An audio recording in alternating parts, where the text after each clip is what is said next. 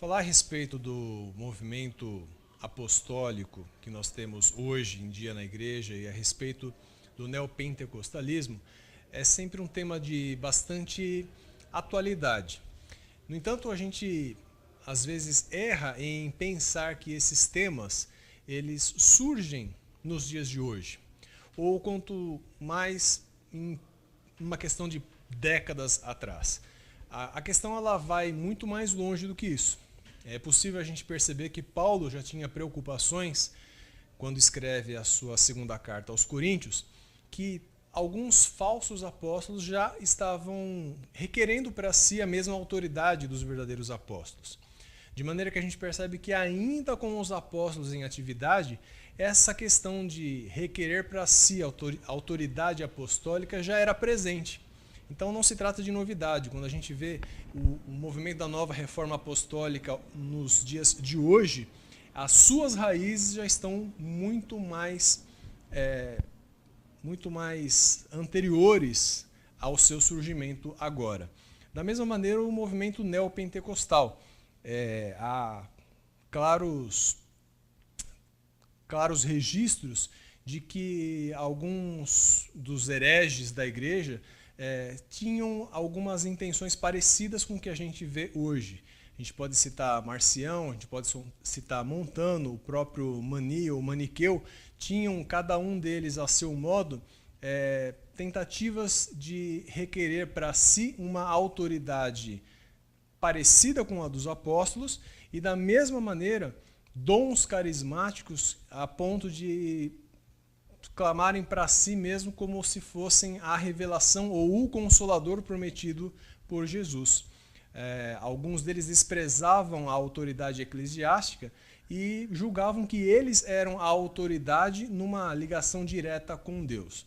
De maneira que as raízes desses movimentos elas remontam ao início da igreja, ao primeiro, segundo e terceiro séculos.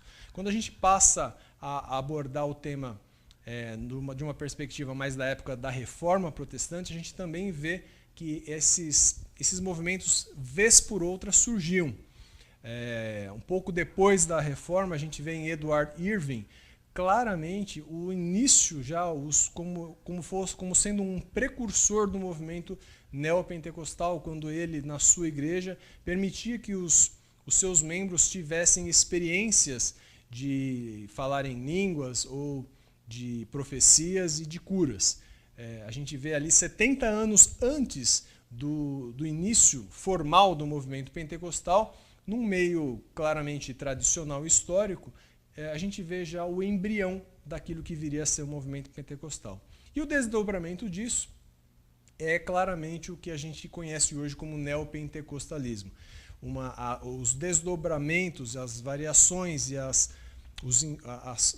consequências do desenvolvimento dessa doutrina culminam no que a gente conhece hoje como neopentecostalismo, onde aquelas motivações das suas origens se perderam por completo e o que a gente vê hoje é uma série de práticas e de doutrinas que se distanciam em muito das escrituras, a ponto de a gente perceber questões de misticismo, questões de pura busca de prosperidade, de sucesso, e de uma maneira que a gente não percebe mais os resquícios, as raízes e as origens que eram até de certa forma nobres, como a gente vê, por exemplo, no movimento metodista, que queria buscar uma perfeição, uma santidade, queria que a igreja fosse mais santa, e a gente não percebe mais nos desdobramentos desses movimentos.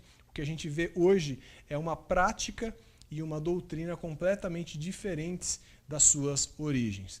De maneira que a gente deve olhar para isso sempre com os olhos voltados também para o passado, porque não se tratam de novidades no nosso dia. O movimento neopentecostal, o movimento apostólico de René Terra Nova, de Valnice Milhomens, ou tantos outros, eles têm as suas origens em personagens históricos que a igreja considerou como hereges, porque rogavam para si uma autoridade ou um relacionamento com Deus que a gente não consegue encontrar parâmetros bíblicos para poder defendê-los.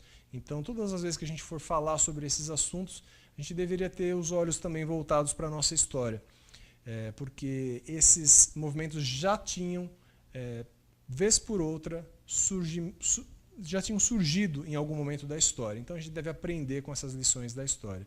E por fim, acho que a nossa postura em relação a esses movimentos deve ser uma postura extremamente bíblica. A gente não deve se esquecer de que toda a nossa doutrina e toda a nossa prática devem estar fundamentadas basicamente e essencialmente nas Escrituras. A gente deve ter motivações que buscam a santidade, que buscam um relacionamento pleno com Deus, sem jamais nos distanciarmos das Escrituras. Nós não podemos nos esquecer que nós temos símbolos de fé que caracterizam a nossa confessionalidade de uma maneira bastante fiel às Escrituras. E isso também não deve se afastar de nós, porque isso tem sido há séculos uma boa interpretação daquilo que as Escrituras nos ensinam. E a gente deve buscar, dentro do possível, divulgar isso que nós temos. Nós somos herdeiros de uma tradição riquíssima, de uma tradição fiel às Escrituras. A gente possa usar os meios que nós temos hoje, como por exemplo as redes sociais, para que a gente possa divulgar, num espírito cristão, num espírito de piedade, a gente possa divulgar as verdades bíblicas eternas e que têm sido tantas vezes, por tantos motivos e por tantas pessoas atacadas no decorrer da história. Que Deus nos ajude nisso.